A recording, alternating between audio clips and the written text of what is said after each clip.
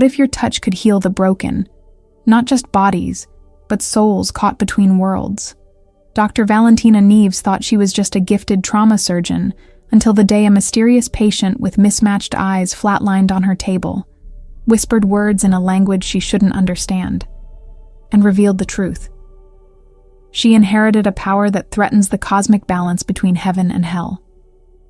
Now hunted by an archangel, bound to a Nephilim with broken wings who once destroyed her family, Valentina must embrace her forbidden gift to survive. But every time she uses her power, it burns away part of her life essence, and the clock is ticking. As celestial forces close in, she faces an impossible choice. Save herself, save the Nephilim whose dual nature is tearing him apart, or recover the scattered fragments of her parents' souls. Some bonds are powerful enough to challenge heaven itself. Some love stories begin with execution orders. Blood spattered across her white coat. But Dr. Valentina Neves didn't flinch. This wasn't the first time tonight, nor would it be the last. The trauma bay of Boston Memorial pulsed with organized chaos as monitors screamed and staff shouted orders over the din. But all she heard was the laboring beat of her patient's heart. Too slow. Too weak. "Push one more of epi," she ordered, her hands already pressing into the chest wound that refused to stop bleeding. That's when she felt it. The flutter beneath her fingers. Not the pulse. Something else. Something wrong. Or perhaps something too right. The patient's blood felt strange on her skin. Warmer than it should be. Almost alive. As her fingers sank deeper into the wound, thin filaments of light, so slight she thought she was hallucinating, seemed to weave between her fingertips and the torn vessels. The bleeding slowed, then stopped entirely. "BP's coming up," the nurse announced, surprise evident in her voice. 70/40 and climbing. The resident across from her stared. "How did you—" "Get him to CT now," Valentina interrupted, stepping back from the table. "I want full trauma protocols and blood on standby for the OR." Only when she reached the sink did she allow herself to tremble. It was happening again. 3 times this month. Patients who should have died. Patients she knew should have died. Somehow surviving under her hands. Valentina scrubbed her skin until it burned, watching as the water swirled pink down the drain. The hospital called her gifted. The chief of surgery called her their miracle worker. Her colleagues called her lucky. Valentina called it terrifying. "You look like you've seen a ghost, Dr. Neves," said the night charge nurse, handing her a coffee. "Maybe I have," Valentina murmured, forcing a smile as she accepted the cup. What she couldn't say was that she'd been seeing ghosts, or something like them, since childhood. Flickers at the edge of her vision, whispers too faint to decipher. She'd learned long ago to ignore them, to pretend they didn't exist. The same way she pretended not to notice when her hands seemed to know exactly where to go, what to touch, how to heal in ways medical school had never taught her. 5 hours and 2 more surgeries later, Valentina stood under the shower in the attending's locker room, letting scalding water wash away the night's horrors. 22 years had passed since her parents vanished without a trace, leaving 12-year-old Valentina alone in their apartment with dinner still warm on the table.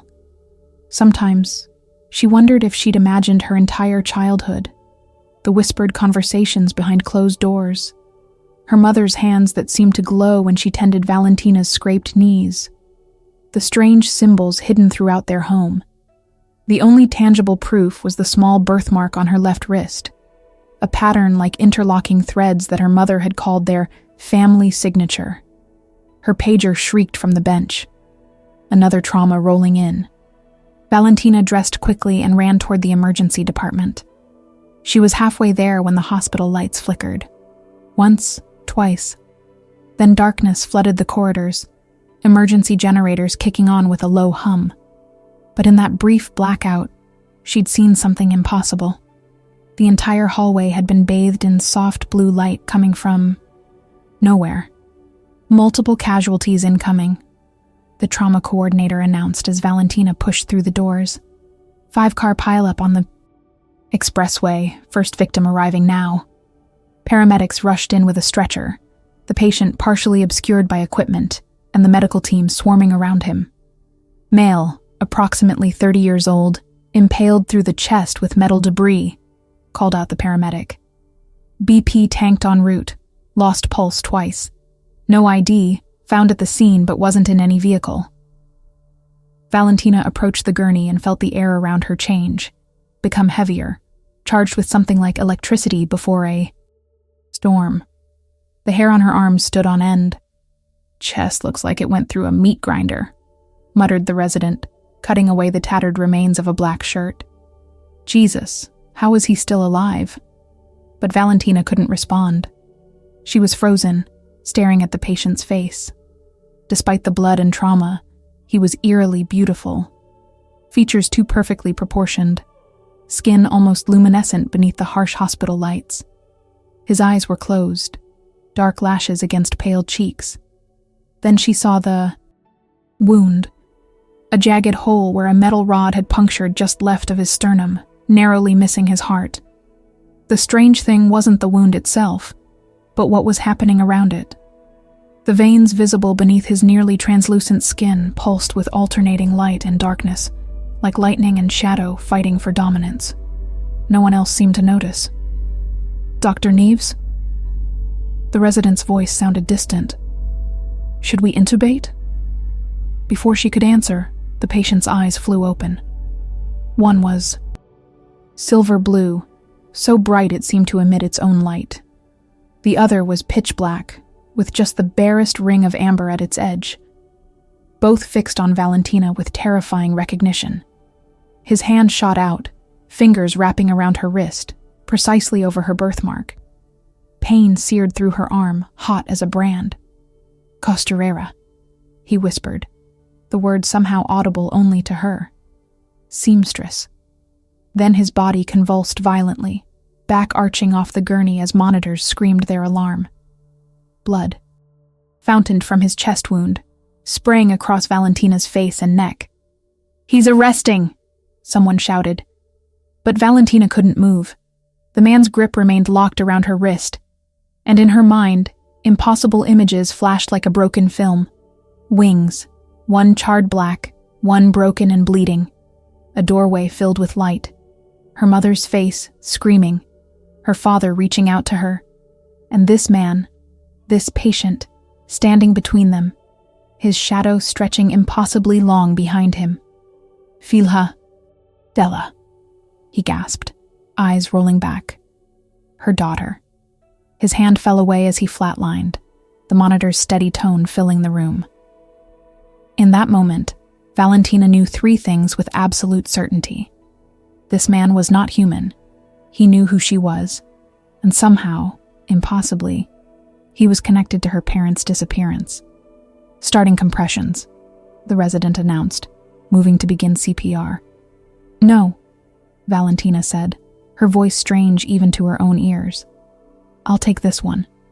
She placed her hands on either side of the wound, and for the first time in her life, she didn't fight the strange power that had always lived beneath her skin. Instead, she surrendered to it completely. The lights in the trauma bay flickered once more as darkness swept in. Pain. Not the dull ache of existence Samael had grown accustomed to over centuries, but sharp, searing, living pain. He shouldn't be feeling anything at all. The metal that had pierced his chest should have ended him. That had been the plan after all, to finally escape this half-existence. Yet here he was, consciousness flickering like a dying bulb, aware of soft beeping machines and the antiseptic smell of human healing chambers. Hospitals, they called them. The irony wasn't lost on him. Hospitals were where humans went to be saved, and where he had come to die. He forced his eyes open, one seeing light, the other darkness. Always split, always divided, the curse of his nature. "You're awake."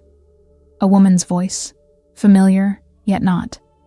He turned his head slowly, feeling the pull of tubes and wires. She sat beside his bed, the doctor from earlier. Even without his full senses, he could see it now. The faint shimmer around her hands, the signature of a bloodline he'd been ordered to extinguish 22 years ago. How? His voice came out ragged, throat raw. Dr. Valentina Neves. He had read her name tag before staging his accident. Tilted her head. Her dark hair was pulled back severely, shadows beneath her eyes suggesting she hadn't slept. The white coat was gone, replaced by a simple blue sweater. She looked ordinary. She was anything but. "I was hoping you could tell me," she said, leaning forward. "You died on my table. Clinically dead for 6 minutes and 12 seconds. Now you're breathing on your own. Your wounds are healing at an impossible rate, and everyone who was in that trauma bay seems to have selective amnesia about what happened. What did you do to me?" he demanded, trying to sit up. Fire shot through his chest, and he fell back against the pillows. "Don't," she warned. "The external wound is closing, but inside..." She paused, seeming to choose her words carefully. "Inside, you're not healing correctly." Of course not, he thought bitterly. Nothing about him had ever been correct. Not since the fall, when his grace had been shattered but not completely extinguished, leaving him trapped between worlds. Neither angel nor demon, but the worst of both. "You called me costurera," she continued, her pronunciation perfect despite her obvious American accent. "You said Filhadela, her daughter. You knew my mother." It wasn't a question, but he answered anyway. "Yes. Who are you?" "Someone who should be dead." He tried to call on his power, to slip away into shadow, but nothing happened. Panic flared in his chest. "What did you do to me?" "I saved you." "I didn't ask to be saved." Her eyes hardened. "Neither did the people in those cars you crashed into. 5 injured, 3 critically. Was that collateral damage acceptable for your suicide attempt?" Shame washed over him, unfamiliar and unwelcome. Nephilim weren't supposed to feel shame. They were the abandoned ones, the forsaken. Yet here it was, burning hotter than his wounds. "It wasn't a suicide attempt," he finally said. "No?" She crossed her arms. "You deliberately drove into oncoming traffic. I needed to get to you. Staging an accident was the simplest way." Her expression faltered, fear briefly flickering across her. Features before she masked it. Why? Before he could answer, pain lanced through his back, radiating from where his wings joined his body in the ethereal plane. He arched, a sound between a growl and a scream tearing from his throat. Valentina was on her feet instantly, hands hovering over him. "What is it?" "My back," he gasped. "Wings." Understanding dawned in her eyes, confirming what he already knew.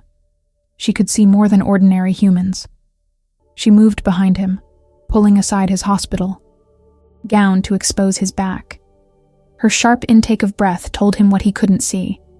"They're manifesting physically," she whispered. "That's not supposed to happen, is it?" No, it wasn't. His wings should remain ethereal, visible only to those with the sight and to other celestial beings. That they were attempting to materialize meant something had gone catastrophically wrong when she'd healed him. "It's because of what you did," he said through gritted teeth. "Your power. It's reconnecting. Parts of me that should stay separated." Her hands hovered over his back, inches from the burning pain. "What happens if I touch them?" "Don't," he began. But it was too late. Her fingers made contact with where his right wing joined his spine, and the world exploded into light and shadow. Images cascaded through his mind. A small apartment filled with books in languages no human should possess. A woman with Valentina's eyes tracing patterns in the air that left trails of light. A man standing, guard at the door, peering through curtains. Himself, younger and more terrible, descending with orders from above. Valentina jerked away, stumbling back against the wall. Her eyes were wide, pupils dilated with shock. "You took them," she whispered. It was you. The monitors beside his bed began to wail as his heart rate spiked. Shadows gathered in the corners of the room, responding to his distress. Valentina, don't say my name. Her voice shook.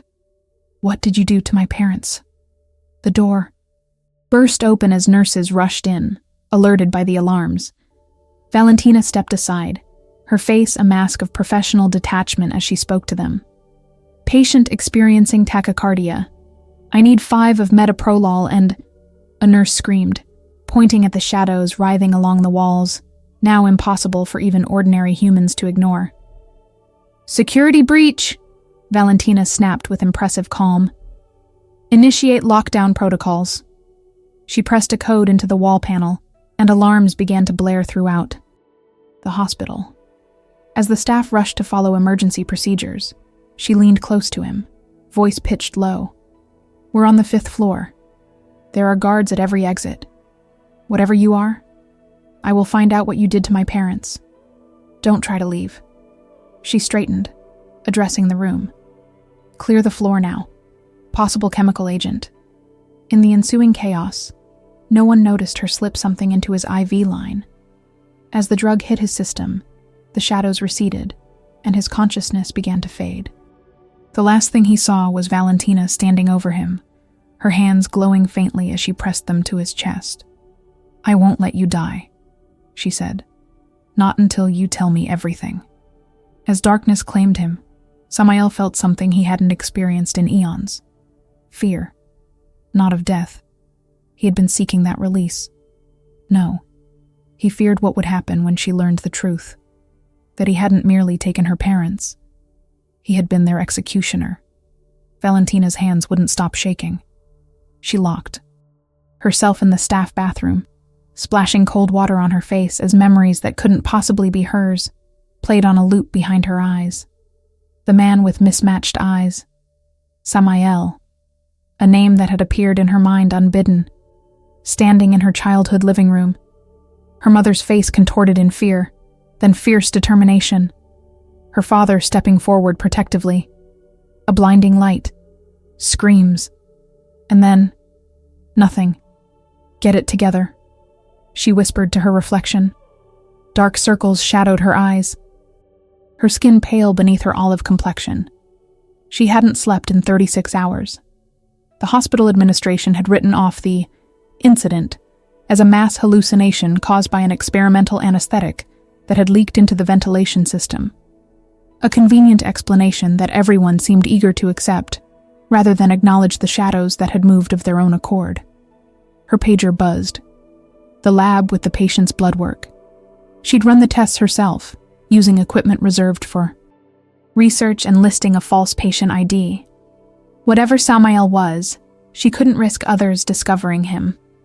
5 minutes later, she stared at results that defied everything she'd learned in medical school.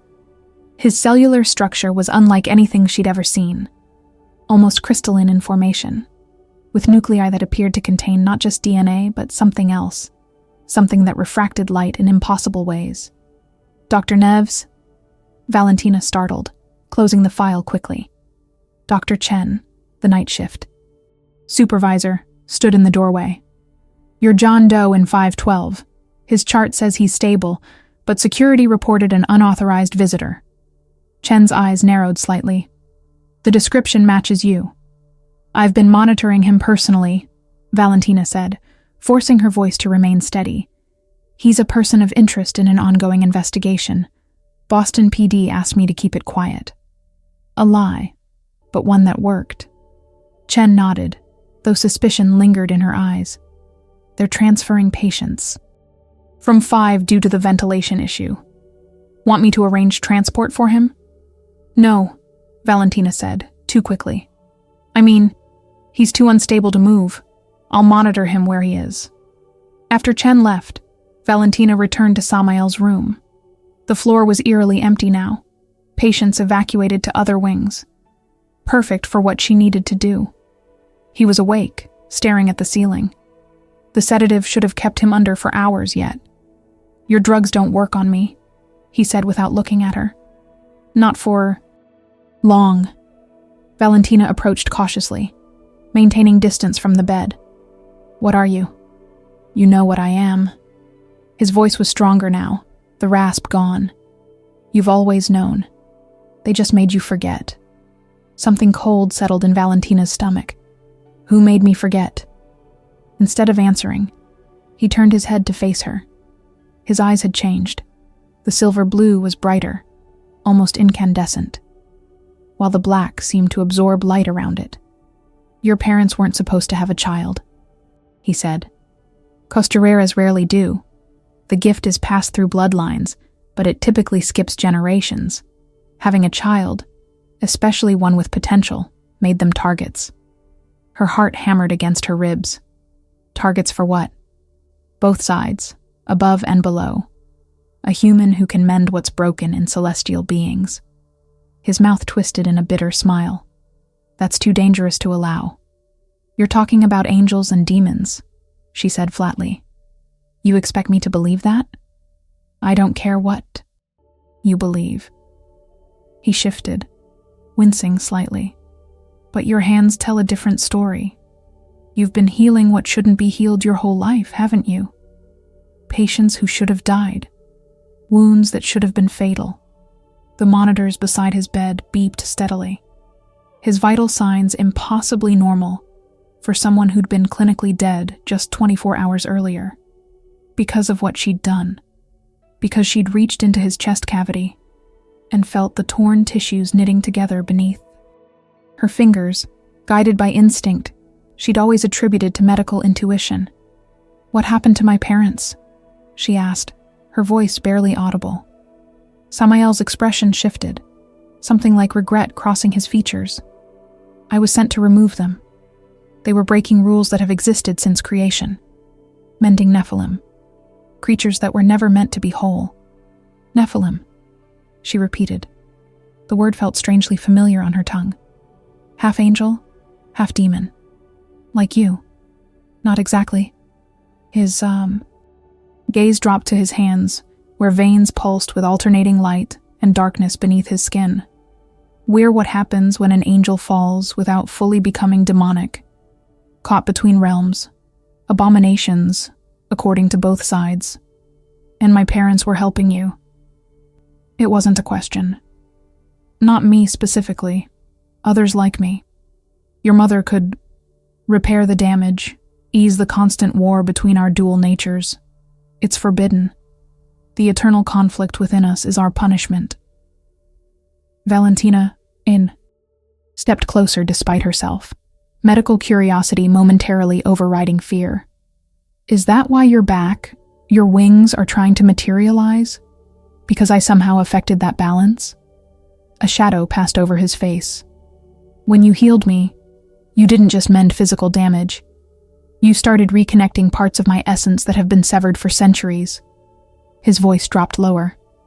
"No one has touched me that deeply since I fell." The intimacy of his words sent an unexpected shiver through her. Valentina pushed the feeling aside. "You still haven't told me what happened to them," she pressed. Samael's mismatched eyes met hers, and she saw something flicker in their depths. Guilt. "I was ordered to bring them to face judgment. I didn't know they had a child. You were supposed to be at school, but you'd come home early. Sick, I think.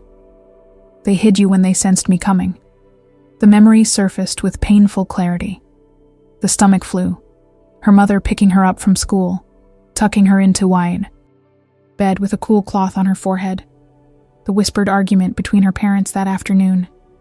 "They knew you were coming," she realized. He nodded. "Your father tried to bargain. Your mother..." His expression darkened.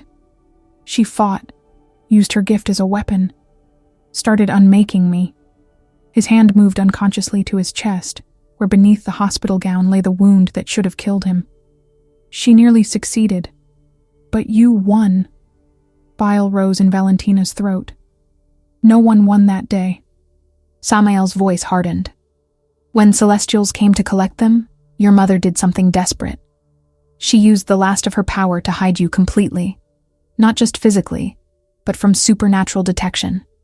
She rewrote your memory and scattered her own essence to cover your tracks." His eyes met hers again. That's why I couldn't find you afterward. Why no one could. Until now, Valentina whispered. Until now. He shifted again, a spasm of pain crossing his features. When you used your gift so openly on me, it was like a beacon. Others will have felt it too. They'll come. Who? Azrael, the Archangel of Death. Samael's voice had dropped to a near whisper.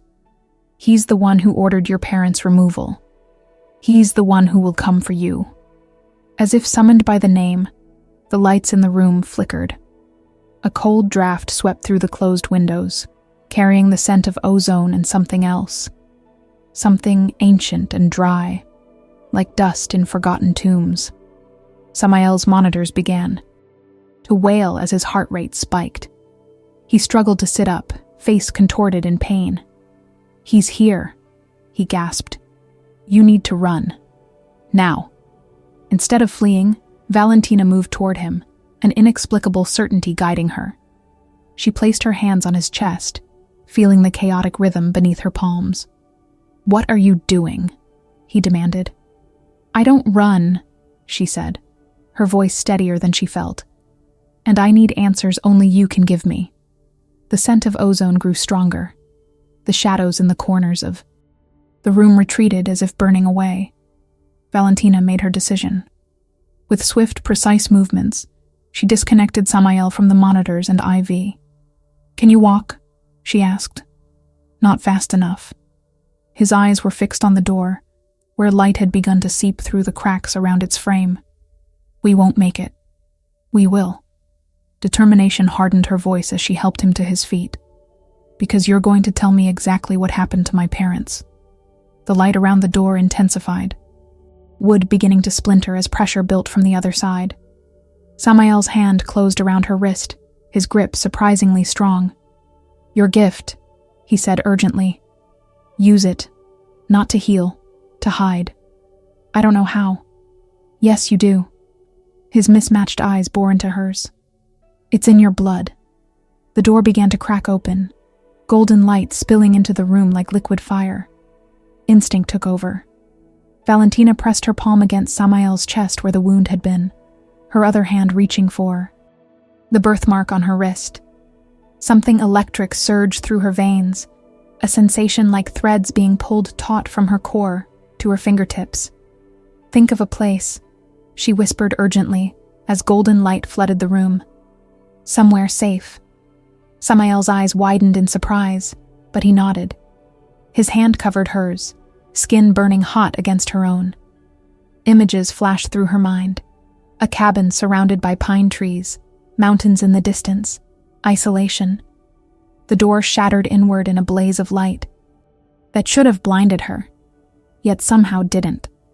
In its place stood a figure that both was and wasn't a man. Tall, impossibly proportioned, with features so perfect they were almost painful to look at. Wings of pure light stretched from wall to wall, their edges sharp as blades. But it was his eyes that froze the breath in Valentina's lungs. Endless, ancient, and utterly without mercy. Nephilim, the being said, its voice like 1,000 whispers layered into one. You dare. Samael pulled Valentina closer, his body tensing. Azrael. The Archangel's gaze shifted to Valentina, and she felt the weight of eternity pressing down on her. Daughter of Isabel, he said, the line ends with you. Time seemed to slow. Valentina felt something unraveling inside her. The same sensation she experienced in the trauma bay when patients were slipping away. That liminal moment between life and death, where everything hung in perfect, terrible balance. But this time, instead of mending, she pulled. Reality tore like fabric around them. The hospital room, Azrael, everything dissolved into threads of light and shadow. Valentina had the sudden disorienting sensation of falling sideways through space. Samael's arms locked around her waist, his body solid against hers as they plummeted through nothingness. Then, impact. Cold air. The smell of pine. They crashed onto hard wooden floors, Samael taking the brunt of the fall with Valentina sprawled across his chest. Moonlight streamed through dusty windows, illuminating what appeared to be the interior of a rustic cabin. For several heartbeats they lay there, Valentina gasping for breath, Samael utterly still beneath her. "Did you know you could do that?" he finally asked, his voice rough. She rolled off him, limbs trembling with exhaustion. "No. You tore a hole through the veil between realities." Something like awe colored his words. "Even your mother couldn't do that." Valentina tried to stand, but her legs gave way.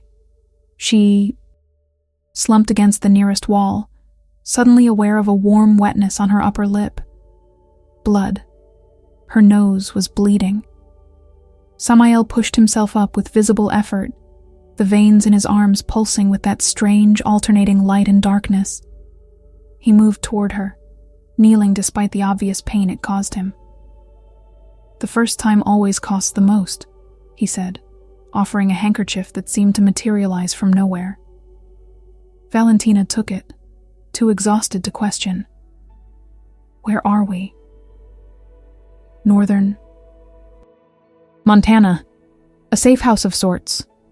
His mismatched eyes scanned her face with unsettling intensity. "You need to rest. What you just did would kill most humans." "Most humans," she repeated dully, pressing the cloth to her nose. "But not the daughter of a costurera, right?" A muscle twitched in his jaw. "Right." The cabin was small, but surprisingly well appointed. A main room with a stone fireplace, kitchenette, and sleeping area with a single bed, plus what looked like a bathroom door in the corner. Everything was covered in a fine layer of dust, yet it felt lived in, as if someone had simply stepped out and might return any moment. "How long have you been watching me?" she asked, the question that had been burning since he'd first recognized her in the hospital. Samael moved away, busying himself with starting a fire. "I wasn't watching you. I was making sure no one else found you." "That's not an answer." The kindling caught, flames licking upward. The light cast sharp shadows across his face, emphasizing the inhuman perfection of his features. 22 years, he finally said, not looking at her. "Since the day I took your parents." The confirmation sent a wave of anger through her, momentarily overwhelming her exhaustion. "Why?" "Guilt?" "At first." He straightened, still favoring his left side. In the firelight, she could see dark stains spreading across his hospital gown, where the wounds on his back were seeping through. Then responsibility. Then, "I don't know." "You don't know," she echoed flatly. "You destroyed my life, and you don't know why you stuck around to watch the aftermath." His eyes flashed, the silver blue one brightening dangerously. "I didn't destroy your life. I saved it. If I hadn't hidden you from Azrael, you would have been taken too. After you brought him to our home in the first place." She was on her feet now, anger giving her strength she didn't know she had left. "You were their executioner. I was their escort, Inolma," corrected, voice tight. "I was ordered to bring them to judgment, not to—" "Oh, like that's better. You knew what would happen to them." "Yes." The single word fell between them like a stone. "I knew. And I did it anyway. Because that was my purpose. Because Nephilim don't get to choose their assignments, their loyalties, or their fates. We obey, or we cease to exist." The rawness in his voice stole some of her anger's momentum. Valentina sank back down, suddenly aware of a deep ache permeating her entire body, as if she'd been running for miles. "What happened to them?" she asked, the question she'd been carrying for 22 years. "Did they suffer?" Something shifted in Samael's expression, a crack in his carefully maintained control. "I don't know. After I brought them to the tribunal, I wasn't permitted to stay. No one told me their sentence." His voice dropped lower. "But I heard rumors that your mother did something unprecedented, that she—" He broke off, a spasm of pain crossing his features. Valentina's doctor instincts overrode her anger. She pushed herself up again, moving toward him. Your back, the wings, they're still trying to manifest, aren't they? He nodded stiffly. Side effect of your healing. You're reconnecting parts of me that have been severed since I fell. Turn around, she said. Hesitation crossed his face. I'm still a doctor, she said firmly. And you're still bleeding. After a moment, he complied, turning and sinking to his knees to accommodate their height difference. Valentina carefully lifted the blood-soaked hospital gown, revealing his back. What she saw stole her breath. 2 massive wounds ran parallel to his spine, the flesh torn and ragged where something was pushing outward from beneath. The skin around the wounds pulsed with the same alternating light and darkness that ran through his veins. But here the battle was more violent, more visible. Light flaring only to be consumed by shadow, then shadow burning away. Under renewed brilliance. It's been like this since I fell, he said quietly. Always fighting, never resolving. The angel and demon halves of my nature in eternal conflict. Valentina's fingers hovered over the wounds, not quite touching. This is why my mother helped Nephilim, she realized, to ease this suffering. Yes, his voice was barely audible. She could harmonize the dual nature, not by eliminating either side, but by helping them coexist.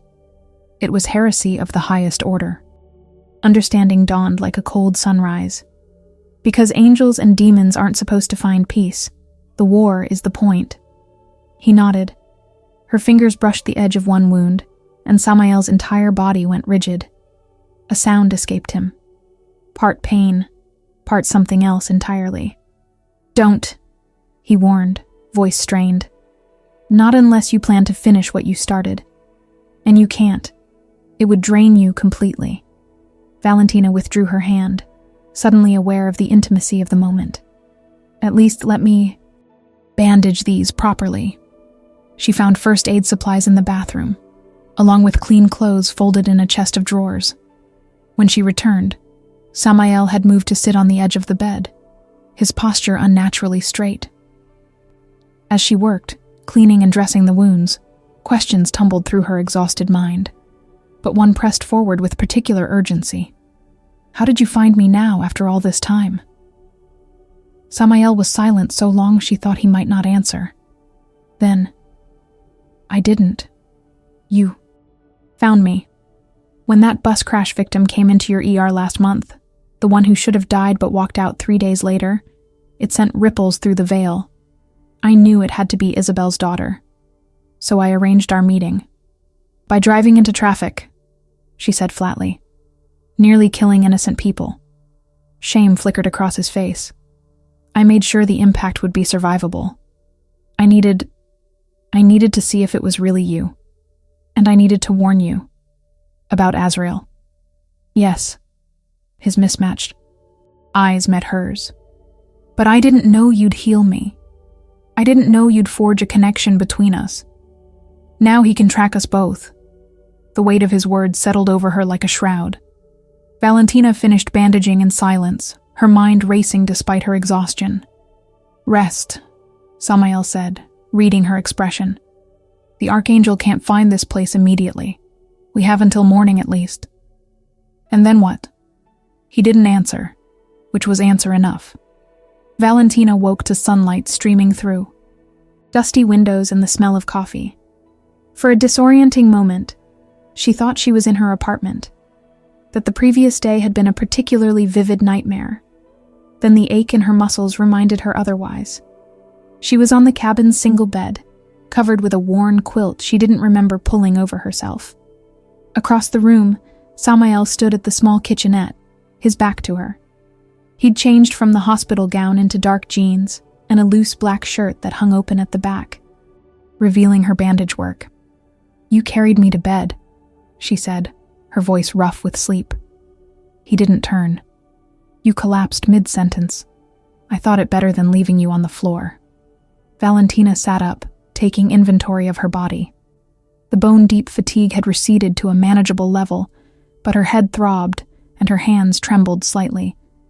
She touched her wrist where the birthmark lay, the family signature, as her mother had called it, and found it tender, as if freshly branded. How long did I sleep? 14 hours. Now he did turn, offering a steaming mug. You needed it. The kind of power you channeled burns through human energy reserves. She accepted the coffee, noticing that he moved with more fluidity today, though still carefully. How are your wounds? A ghost of a smile touched his lips. Better. Your bandaging skills are impressive. Medical school, she said automatically. Then, how are you making coffee? Does this place have electricity? Solar panels. I keep this place maintained, just in case. In case you needed to kidnap someone and hide them from an avenging archangel. She couldn't keep the edge from her voice. His mismatched eyes, one silver blue, one midnight black, met hers steadily. In case I needed sanctuary, from either side. The vulnerability in that admission silenced her momentarily. Valentina sipped her coffee, using the time to study him in daylight. His inhuman beauty was even more evident now. The perfect symmetry of his features, the unnatural grace of his movements. Yet there was something unmistakably wounded about him, a brokenness that went beyond his physical injuries. You said we had until morning, she finally said. It's morning. Samael nodded.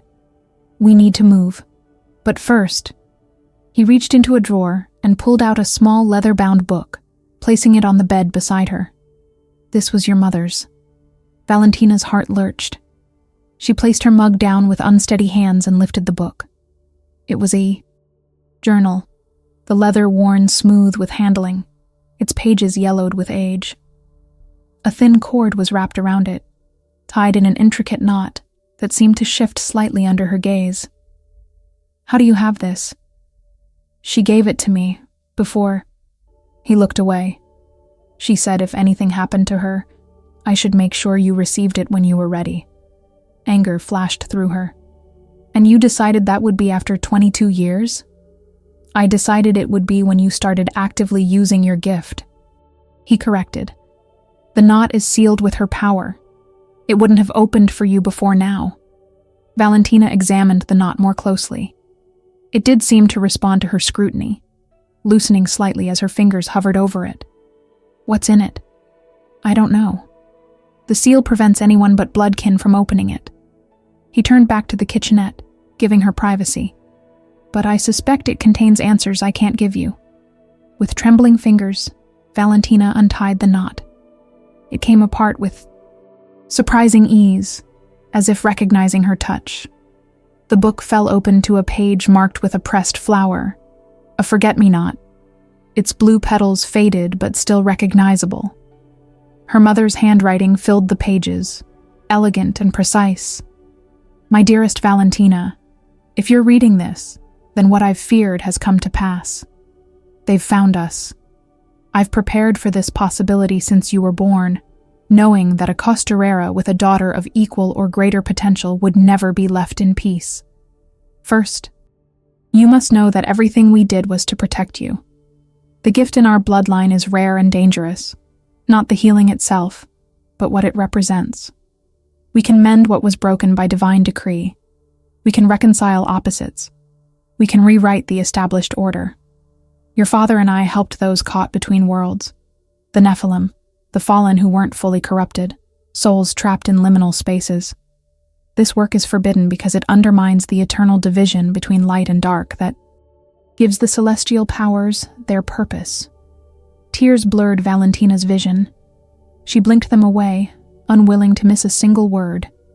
If Samael has given you this journal, then he has kept his promise, though I suspect not without struggle. He is more than he appears, even among his kind.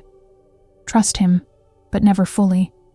His nature is divided, and while I've done what I can to balance his aspects, the war within him will never truly end. Now, for what matters most, your gift. You are not merely a Costurera, Valentina. You are something I've only read about in the most ancient texts. A tekalan, a weaver. Where I could mend what was broken, you can create what never was. You can weave new realities from the threads of the old. This power comes at great cost. Each time you use it, you sacrifice part of your life essence. Use it too often or too deeply, and you will burn out entirely. This is why Azrael hunts our kind, because we represent disorder in his carefully maintained ledger of life and death. Valentina looked up sharply at Samael, who stood with his back still turned. Did you know what I am? What she calls a weaver? His shoulders tensed. I suspected. When you tore through the veil yesterday, that's not something a normal costurera could do. She returned to the journal, heart racing. There is one more truth you must know. Your father and I are not dead, not in the conventional sense. When they came for us, I used the last of my strength to unmake our physical forms, scattering our essences across the veil. We exist now as fragments, neither living nor dead, beyond Azrael's reach. It is possible, though I do not suggest this lightly, that a weaver could gather these fragments and restore us. But the cost would be enormous, perhaps fatal. I would rather remain scattered than have you sacrifice yourself for us. Instead, I ask only that you live, my darling girl. Use your gift wisely and sparingly. Help those who deserve it. And know that even fragmented I am, watching over you always. All my love, Mama A. Postscript followed in smaller, hurried writing. If they come for you, find the place where 3 realms meet. Only there can a weaver work safely, drawing power from the convergence rather than from their own essence. Valentina closed the journal, her mind reeling. She looked up to find Samael watching her, his expression unreadable. Did you know? She demanded, her voice barely steady. That they're not dead. Something flashed across his face. Surprise, then understanding. I heard rumors that they'd disappeared during judgment, that Isabel had done something unprecedented. He moved closer, stopping just short of the bed. Is that what she wrote? She scattered their essences across the veil. They're fragmented but existing. Valentina clutched the journal tighter. You've been looking for them too, haven't you? That's the real reason you've been searching all these years. Samael was silent for a long moment. Then, almost imperceptibly, he nodded. Why? She pressed. Because I owed them a debt, he said quietly. Because your mother did something for me before they took her. Something forbidden. She harmonized my dual nature, eased the eternal war inside me. It didn't last. Such work never does without regular intervention. But for a brief time, I knew peace. His voice dropped lower. No one had ever shown me such compassion before. Understanding dawned like a cold sun. So you've been protecting me out of gratitude? At first.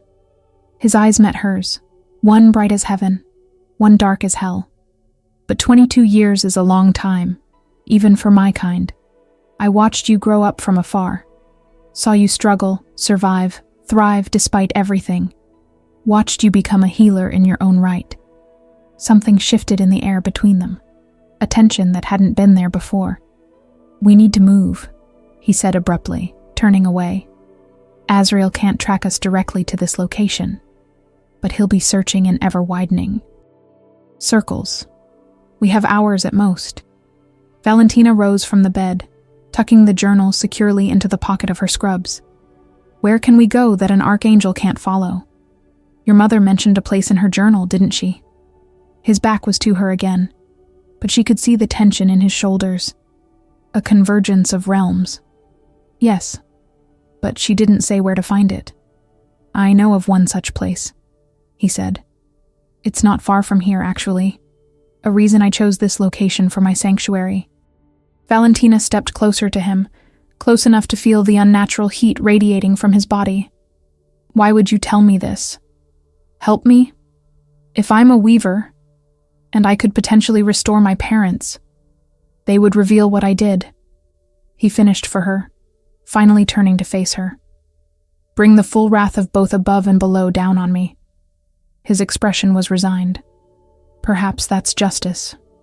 Before she could respond, the cabin shuddered.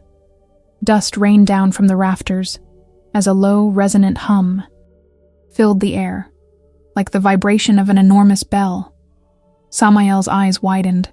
"He's found us." He grabbed her hand. "We need to go, now." The windows blazed with sudden golden light, so bright it should have blinded her. The walls began to splinter, wood peeling away as if being unwoven thread by thread. "Valentina," Samael urged, his grip tightening. "Think of what your mother wrote. Find that power again." But all she could think of was the journal's warning. Each use of her gift would burn away part of her life essence. She froze, caught between fear and necessity. The roof tore open, revealing not sky but a blinding expanse of golden wings. Azrael descended, his perfect features set in cold determination. "Daughter of Isabel," he intoned, voice reverberating through her bones. "Your line ends today." Time slowed as Azrael's words echoed through the disintegrating cabin. Valentina felt Samael's hand tighten around hers, burning hot against her skin. The Archangel's presence was overwhelming, like standing too close to the sun, heat and light threatening to scorch away her very existence. "Run," Samael whispered, positioning himself between her and Azrael. "I'll hold him off." But Valentina knew he couldn't. The bandaged wounds on his back were already seeping through with fresh blood, the constant war within him leaving him weakened. Against an archangel, he wouldn't last seconds. A memory surfaced, her mother's voice from childhood. "When cornered, little one, don't run." Thread. The journal's warning about burning her life essence flashed through her mind, but survival instinct overrode caution.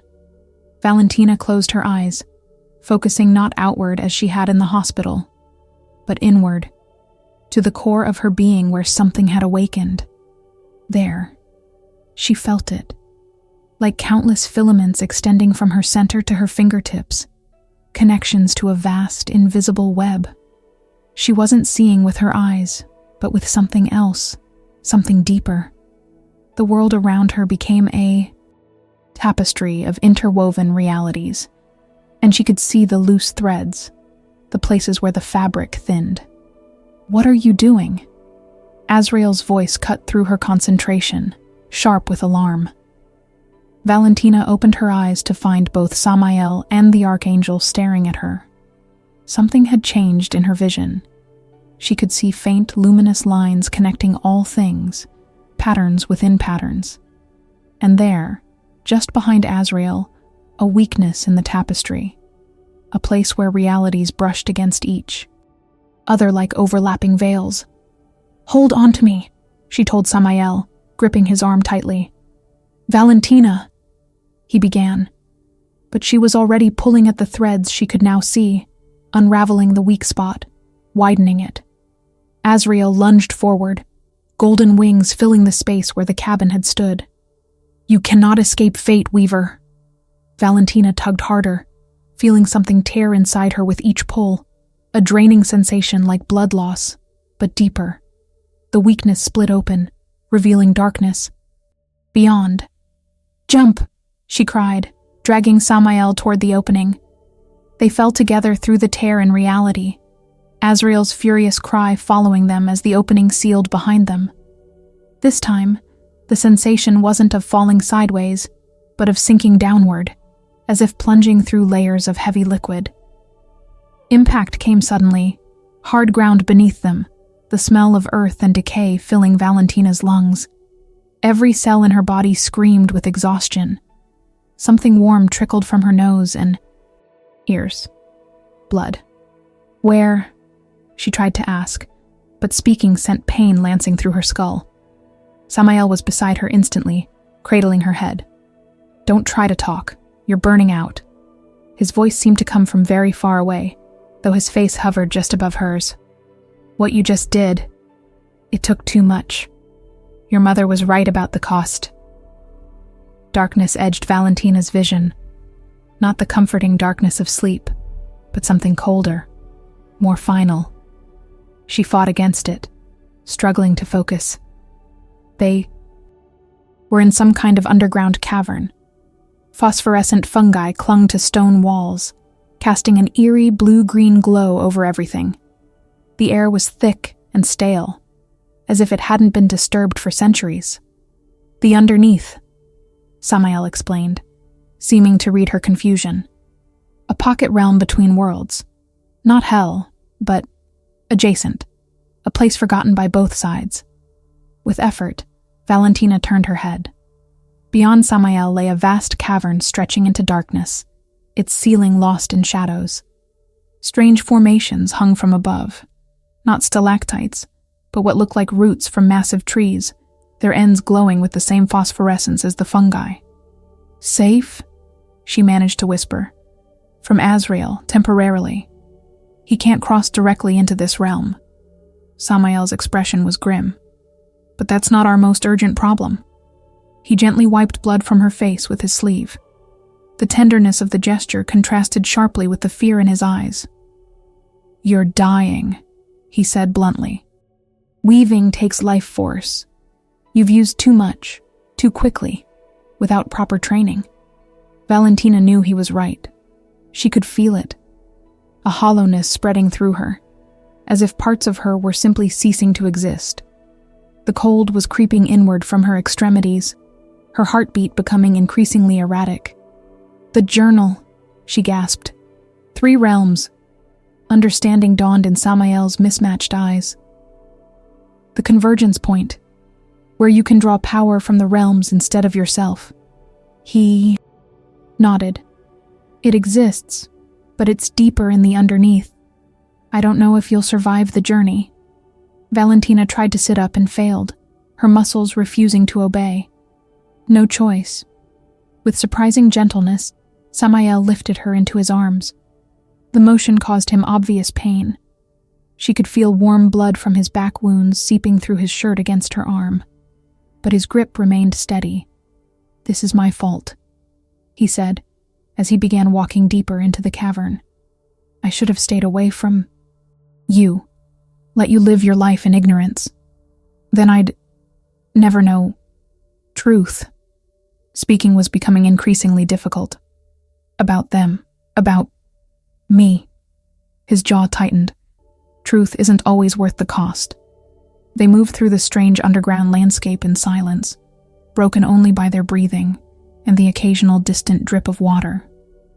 Valentina drifted in and out of consciousness, each return to awareness bringing less clarity than before. The cold continued to spread through her body. "Stay with me," Samael urged whenever her eyes fluttered shut. "We're getting closer." In her more lucid moments, Valentina noticed changes in their surroundings. The phosphorescent fungi gave way to crystalline formations that emitted their own pale light. The air became thinner, sharper, carrying scents that shouldn't exist underground. Ozone, pine, sea salt. "The boundaries are thinning," Samael explained. "We're approaching where realms overlap." During one particularly clear moment, Valentina noticed something alarming. Samael's veins were pulsing more violently beneath his skin, the war between light and dark becoming more pronounced with each step. "What's happening to you?" she asked. He glanced down at his arms, where light and shadow chased each other visibly through his veins. "Being this close to a convergence, it affects Nephilim, amplifies our dual nature." His voice tightened with pain. "The angel fights to return above, the demon to descend below. It's uncomfortable." Uncomfortable was clearly an understatement. Sweat beaded on his forehead despite the chill air, and his breathing had grown labored. "Put me down," Valentina insisted. "I'll crawl if I have to."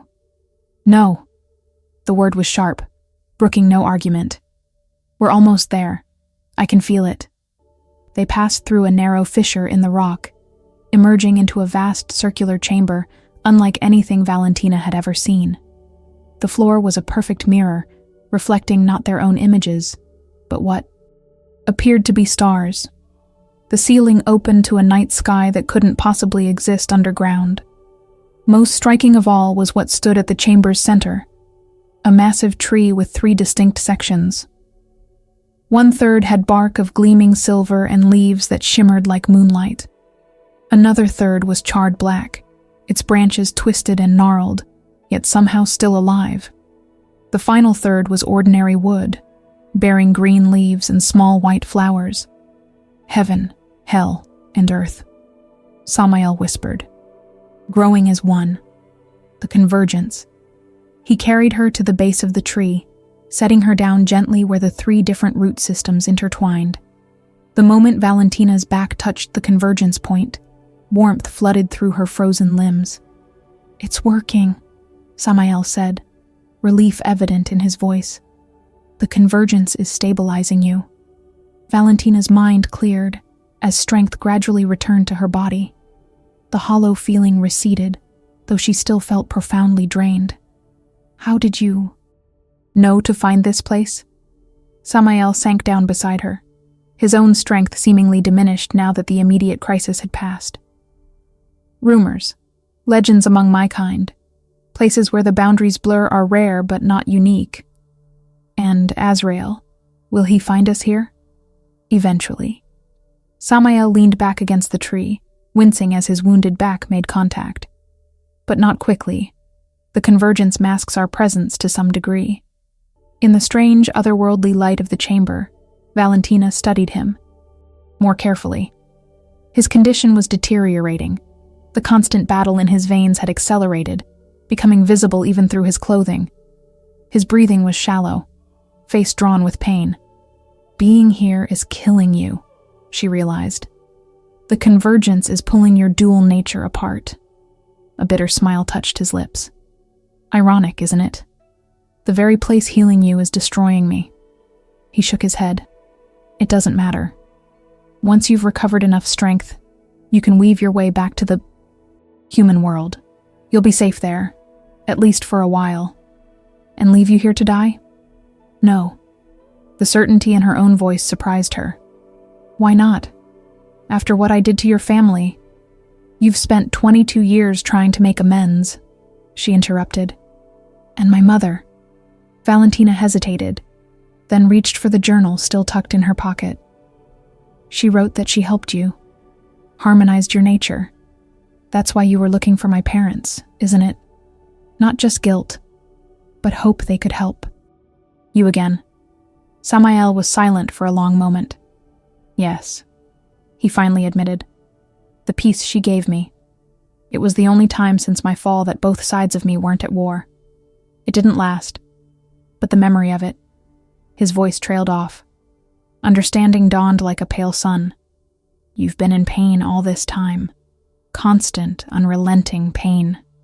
It's what we deserve, he said, but there was no conviction in his words.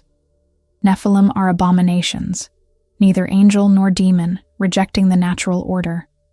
Valentina thought of the patients she'd treated over the years, the ones with chronic pain, the ones who'd lived with suffering for so long they believed they deserved it, the ones who'd given up hope of relief. She looked at her hands. Surgeon's hands, healer's hands, now something more, and made a decision. I can help you, she said. Not just temporarily like my mother did. I can fix you permanently. Alarm crossed Samael's features. No, you've barely recovered. Using your gift again so soon would kill me? She finished for him. Maybe. But here, at the convergence, I can draw power from the realms instead of my own life force. My mother wrote about it. Hope and fear battled in his eyes, so human an expression on his inhuman face. Even if you could, you shouldn't. Not for me. Valentina moved closer to him, her decision solidifying with each passing moment. I'm a doctor. Healing is what I do. Doctors shouldn't sacrifice themselves for their patients, he countered. A smile touched her lips. Says who? Before he could argue further, a tremor shook the chamber, dislodging small stones from above. A distant roar echoed through the passages they'd traversed. He's found the entrance to the underneath, Samael said, his face grim. Azrael is coming. Another tremor shook the chamber, stronger this time. Dust and small fragments of crystal rained down from above, sparkling like stars as they fell through the impossible night sky that formed the ceiling. We don't have much time, Valentina said, pushing herself to her feet. The convergence point had restored some of her strength, but she still felt fragile, like glass that had been shattered and imperfectly reassembled. Samael remained seated at the base of the three-part tree, his condition visibly worsening. The veins in his neck pulsed violently, light and darkness chasing each other beneath his skin with increasing speed. His breathing had grown ragged, and sweat beaded on his forehead despite the chamber's cool air. You need to go, he urged. Use the convergence. Weave your way back to the human realm while you still can. Valentina knelt beside him. Not without you. I can't leave, he said, voice strained. Even if Azrael weren't coming, the convergence is unmaking me. He gestured weakly to his trembling hands, where the skin had begun to take on a translucent quality, the war within him now visible in every cell. My dual nature can't exist here. The realms are pulling me in, opposite directions. Then let me help you, Valentina insisted. Let me try to heal you. Completely. His mismatched eyes met hers with surprising intensity. Why would you risk yourself for me? After everything? It was a fair question. One Valentina had been asking herself since the moment she'd made the decision. The answer came to her with startling clarity. Because you've spent 22 years protecting me at great cost to yourself. Because my mother saw something in you worth saving. And because... She hesitated, then continued with firm resolve. Because no one deserves eternal suffering. Something shifted in Samael's expression, a vulnerability he hadn't allowed himself to show before, a fragile hope he seemed afraid to acknowledge. It would require more than healing, he warned. You'd have to choose. Choose what? Which nature prevails? Angel or demon? His voice dropped lower. I can't continue as both. Not here, not anywhere, not anymore. Understanding dawned, like a cold sun. You want me to unmake part of you? Not want, he corrected. Need. The eternal conflict is killing me faster than any physical wound could. A bitter smile touched his lips. Even Nephilim weren't designed to endure such division forever. Another tremor rocked the chamber, this one strong enough to crack the mirrored floor. Through the fissures, Valentina glimpsed not stone, but stars, as if the floor were merely a thin membrane separating them from an endless cosmic void. Which one? She asked, her throat tight. Which nature would you keep? Samael's expression became distant, thoughtful.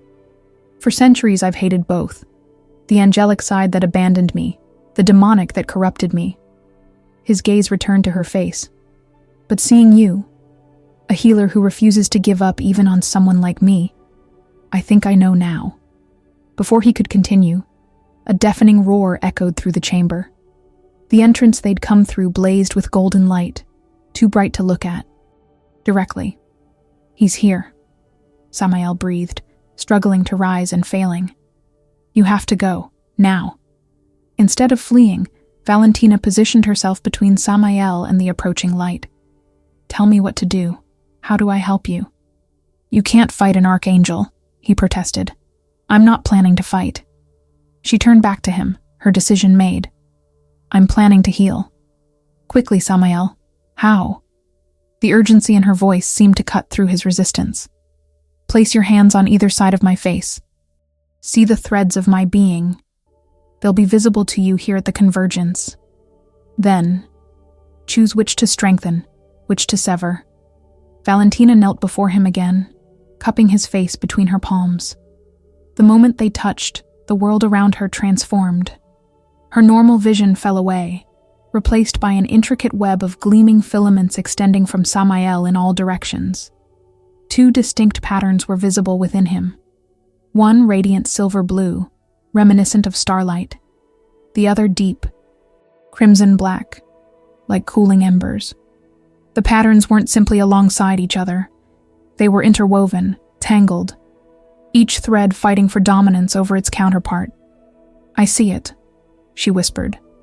"The war inside you." The light at the chamber entrance grew brighter as Azrael approached, his voice rolling through the space like thunder. "Daughter of Isabel, step away from the abomination." Valentina ignored him, focusing entirely on the threads of Samael's dual nature. "Which one, Samael?" "You have to tell me." His hands came up to cover hers, his touch burning hot against her skin.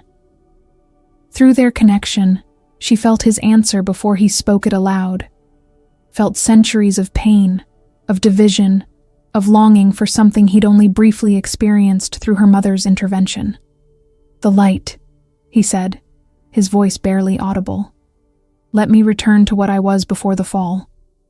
Valentina nodded once, then closed her eyes to better see the threads of his existence. Drawing on the power of the convergence, she reached into the very fabric of his being. The silver-blue threads responded to her touch, brightening, while the crimson-black ones recoiled. "What I choose for you, you must also choose for yourself," she told him, remembering her mother's words from childhood. "Healing cannot be forced." "I choose it," Samael affirmed, his grip on her hands tightening. "I choose the light."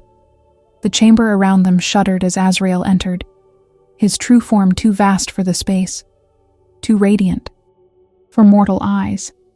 Valentina caught only impressions, wings of living flame, countless eyes that saw in all directions at once, a face of terrible beauty.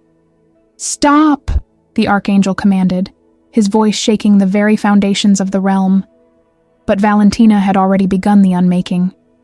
With precision born of surgical training and power drawn from the convergence of realms, she began to sever the crimson-black threads of Samael's demonic nature. Each cut sent shockwaves of energy through the chamber. Each separation caused Samael to cry out in pain that was also release. "Forgiveness cannot be granted," Azrael intoned, moving closer. "The fallen remain fallen for eternity. This is the law."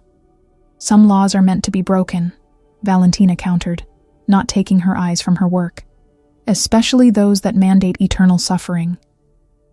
The archangel's rage was palpable, a physical force that pressed against her skin like fire.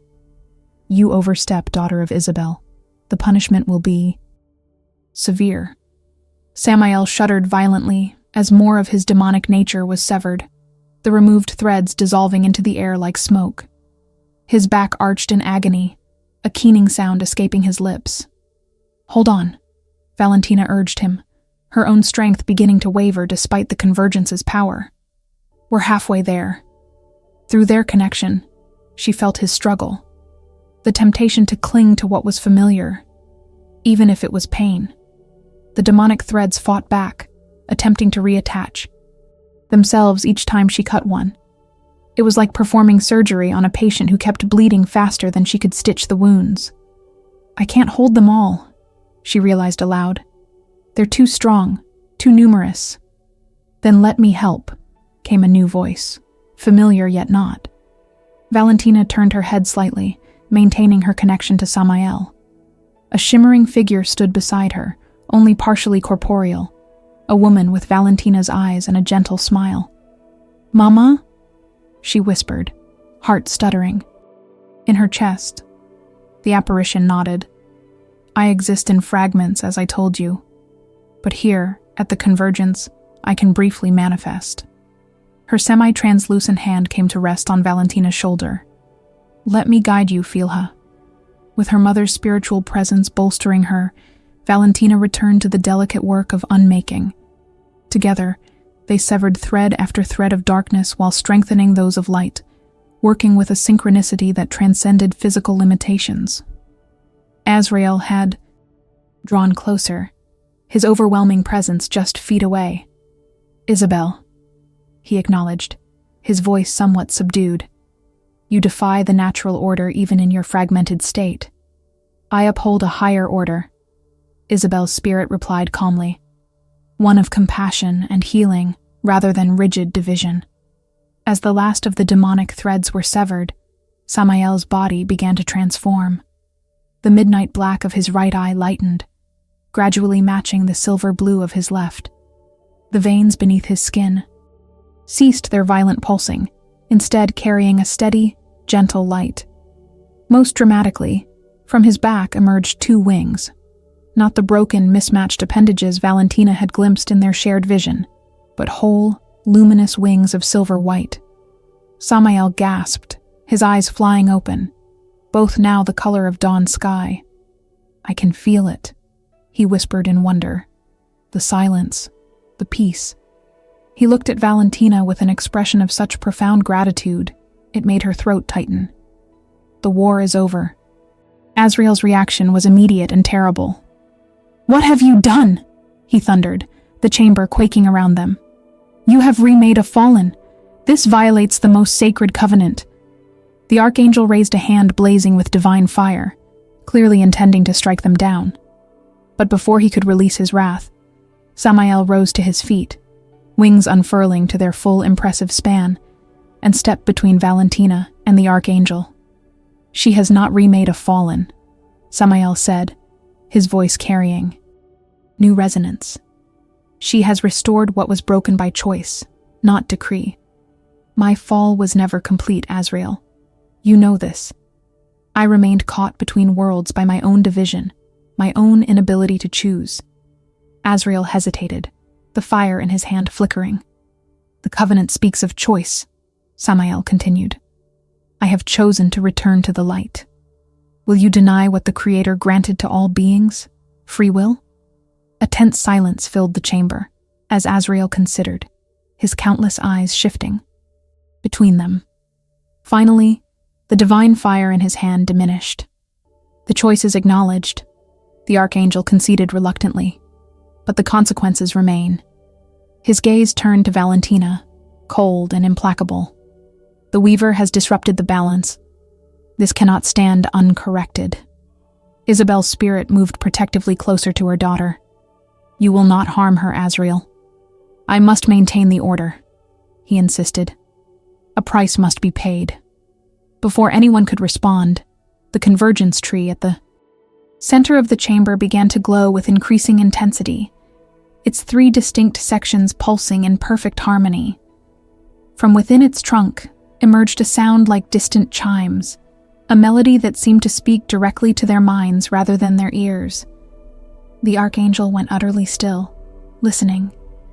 Then, with obvious reluctance, he lowered his hand completely. "It seems the convergence itself has made a judgment," Azrael said, his voice tight with displeasure. "The balance will be maintained." Differently, he turned his terrible gaze upon Valentina once more. "You have saved one, daughter of Isabel, but your gift is no longer yours to command freely. From this moment forward, you are bound to the convergence, a keeper of balance between realms." Valentina felt the truth of his words settle over her like a mantle, both burden and honor. "What does that mean?" "It means," Isabel's spirit explained gently, "that you have found your true purpose, not just a healer of bodies, but a mender of souls caught between worlds." Samael's newly transformed hand found Valentina's, squeezing gently. "It means you'll never be alone in this task," he added softly. Azrael's form began to fade, his presence diminishing as he withdrew. "The covenant is satisfied, for now. But I will be watching." His voice echoed as he disappeared. "Always watching." When the archangel had gone completely, Valentina turned to her mother's shimmering form, 1,000 questions on her lips. But Isabel was already growing fainter, her essence dispersing. "Mama, don't go," Valentina pleaded. "I just found you." Isabel smiled sadly. "I cannot remain, my darling. Not yet." Her fading hand reached out to touch Valentina's cheek. "But we will meet again. The convergence has made it possible." As her mother's spirit disappeared entirely, Valentina felt tears spill down her face. Samael's arm encircled her shoulders, his wings folding around them both like a protective cocoon. "What happens now?" she asked, her voice thick with emotion. "Now," he said softly, "we begin." 6 months later, Valentina stood in the trauma bay of Boston Memorial, her hands steady as she worked. The patient beneath her fingers, a young woman from a 5-car pileup, had injuries no human should survive. A punctured aorta, massive internal bleeding, a skull fracture that extended into the brainstem. "BP's dropping," a nurse announced, voice tight with the resignation that came with impending loss. "We're losing her." Valentina met the eyes of the attending resident across the table. "I need everyone to step back for a moment, please. Dr. Neves, we can't just— Trust me, Dr. Chen." Valentina's tone left no room for argument. 30 seconds. Reluctantly, the trauma team stepped away, their expressions a mixture of confusion and concern. In the 6 months since her leave of absence, Valentina had developed a reputation for miracle recoveries that defied medical explanation. Some whispered about, experimental techniques. Others, more superstitiously inclined, spoke of blessed hands. None knew the truth. With the team at a distance, Valentina placed her palms directly over the woman's chest. She closed her eyes briefly, her consciousness shifting to that other sight, the ability to see the threads of life woven through all living beings. The woman's were unraveling rapidly, vital connections severing one by one. Valentina felt the familiar tug at her core, the convergence point far beneath, the earth responding to her intent, feeding her power that once would have been drawn from her own life force. With practiced precision, she began to weave, mending torn vessels, knitting shattered bone, restoring neural pathways. The work took exactly 29 seconds. "You can return now," she called to the team, stepping back. Dr. Chen rushed forward, checking monitors that now showed stabilizing vitals. "How did you—" "I applied direct pressure to the aortic tear while manually elevating intracranial pressure," Valentina explained smoothly, the fiction she'd developed to account for her interventions. "Let's get her to CT and then the OR. She'll need conventional surgery to complete the repair." The lie came easily now, part of the careful balance she maintained between her two worlds. By day, she remained Dr. Valentina Neves, trauma surgeon with an unusually high success rate. By night, she fulfilled her role as keeper of the convergence, healing those caught between realms. 4 hours later, after successfully completing the woman's surgery using entirely conventional methods, Valentina left the hospital. The autumn air carried the first hint of winter as she walked to her car. She sensed his presence before she saw him, a warmth at the edge of her awareness that had become as familiar as her own heartbeat. "Long day?"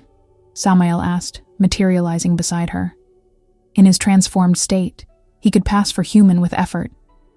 The luminous quality of his eyes dimmed, his wings hidden from mortal sight. Still, there was something unmistakably otherworldly in his perfect features and the grace with which he moved. 3 major traumas, 2 of which required intervention, she replied, unlocking her car. "You? 2 lost souls at the periphery, a child who didn't realize she'd passed on, and a Nephilim seeking restoration." His expression softened. He'd heard rumors of a healer who could end the eternal war. Valentina nodded, understanding the weight of those words. In the months since their confrontation with Azrael, word had spread through supernatural communities about what she'd done for Samael. They came now with increasing frequency. Nephilim, who, like him, existed in constant agony, torn between their dual natures. "Ready?" she asked as they settled into the car. He nodded, reaching over to take her hand. The connection between them flared at the contact.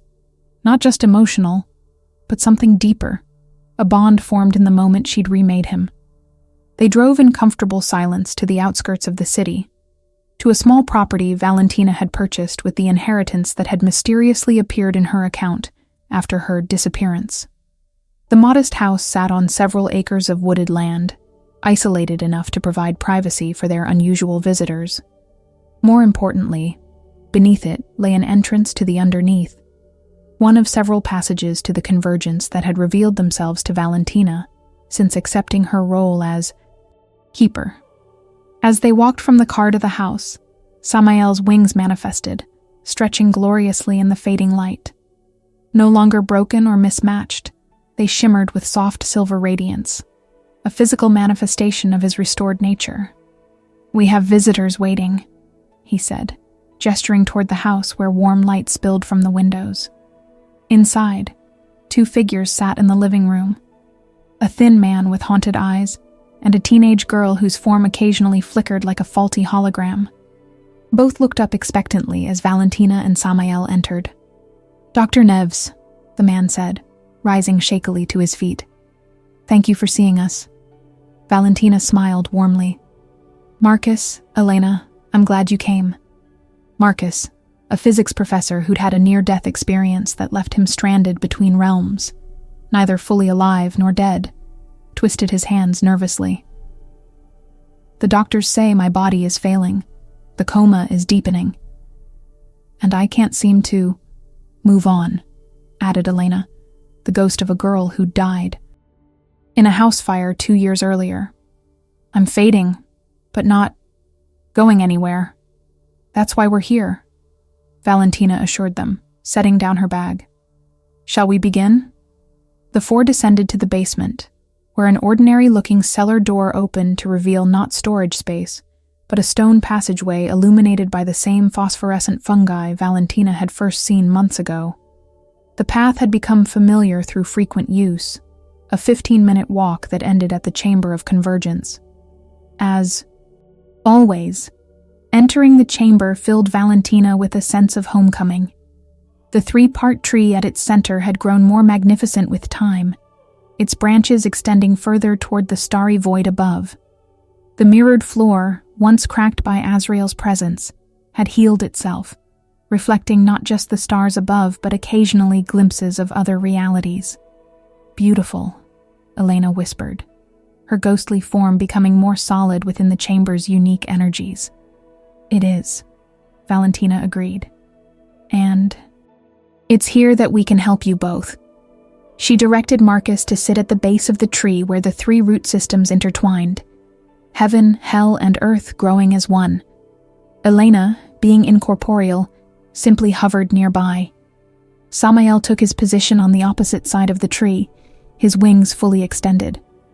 Together, he and Valentina had discovered that his transformed nature served as a perfect conduit for certain types of healing, particularly for souls trapped in transition. Marcus first, Valentina decided, kneeling before the professor. His physical body won't last much longer. She placed her hands on either side of his face, seeing immediately the problem. His essence had become untethered during his near-death experience, leaving part of him trapped in the veil between worlds while his physical form continued its autonomous functions. Drawing power from the convergence, Valentina began to weave, reconnecting the scattered parts of Marcus's soul, strengthening the gossamer threads that still bound him to his body. Samael's presence amplified her work, his restored angelic nature providing a blueprint of sorts for proper soul integration. "I can feel it," Marcus gasped, his eyes wide. "I can feel my body again, in the hospital." "When you wake," Valentina told him, completing the final connections, "you'll remember this as a dream, but you'll be whole again." Marcus's form began to fade from the chamber as his consciousness returned fully to his physical body. "Thank you," he whispered, his voice already distant. "Thank you." Seconds later, he was gone. Elena watched with mingled hope and fear. "Can you help me too? I'm not like him. I don't have a body to go back to." "No," Valentina acknowledged, turning to the girl. "But you do have somewhere to go forward to." This healing was different. Not reattachment, but release. As Valentina worked with the threads of Elena's being, Samael sang softly in a language too ancient for human understanding. The melody seemed to resonate with the chamber itself, the convergence tree glowing more intensely with each note. "I can see it," Elena said suddenly, her eyes fixed on something beyond the chamber. "A light. And people. My grandma is there." Tears spilled down her transparent cheeks. "I've been so scared to go." "It's natural to be afraid," Valentina told her gently. "But you don't belong here, caught between. It's time to move forward." With one final adjustment to the threads of Elena's essence, Valentina released her. The girl's form brightened, becoming almost painfully radiant, then dissolved into motes of light that drifted upward through the starry ceiling. When they were alone again, Valentina sank back against the tree trunk, suddenly exhausted. Samael moved to sit beside her, his wing curving protectively around her shoulders. "Two more souls at peace," he said softly. Valentina leaned against him, drawing comfort from his solid presence. So many more waiting. Since becoming Keeper of the Convergence, she'd discovered an entire population existing in the margins, souls trapped between worlds, Nephilim suffering eternal division, humans with partially awakened gifts that left them straddling realities. The work seemed endless, yet deeply fulfilling in a way her surgical career alone had never been. "Your mother would be proud," Samael said, seeming to read her thoughts. "You've gone beyond what she could do, not just mending, but transforming." Valentina reached into her pocket, touching the leather-bound journal she still carried everywhere. "Do you think we'll find them? All the fragments of my parents?" "I believe we will." He took her hand, his thumb tracing the birthmark on her wrist that now glowed faintly with its own light. The family signature that marked her lineage. The convergence strengthens with each healing you perform. Eventually, it will be strong enough to gather what's been scattered. They sat in comfortable silence for a moment, watching the gentle pulse of the tree before them. Valentina thought of the life she now led, divided between the human world of her medical practice and this hidden realm of soul healing. It wasn't the future she'd imagined, but it felt right, as if she'd finally found her true purpose. "Azrael hasn't returned," she observed. "He's watching, though." Samael's expression grew thoughtful. "But I think perhaps he understands better than he lets on. The work we do here maintains its own kind of balance." Valentina nodded, remembering the Archangel's words. A keeper of balance between realms. Not a disruption of the divine order, but an essential part of it. Healing the cracks between worlds, guiding lost souls home, ending needless suffering. "We should return," she said eventually. "I have surgery in the morning." Samael rose gracefully, offering his hand. "Dr. Neves by day, weaver of souls by night. How do you manage?" Valentina took his hand, feeling the now familiar surge of connection between them. "The same way you manage being a restored angel who drives a very ordinary Honda Civic." His laughter echoed through the chamber as they made their way back toward the passage. At the threshold, Valentina paused, looking back at the convergence tree with its 3 distinct sections growing as one impossibly harmonious whole. "It's getting stronger," she observed, "more integrated." Samael followed her gaze. "Like us all." As they walked back through the passage toward the human world above, Valentina reflected on the journey that had brought her here. From trauma surgeon to weaver, from isolated orphan to keeper of the convergence. The path had been painful, filled with revelations that had shaken the foundations of her understanding.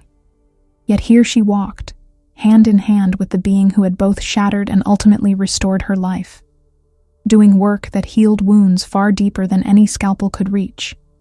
Not an ending, but a beginning, a new existence, balanced between worlds, between science and something far more profound.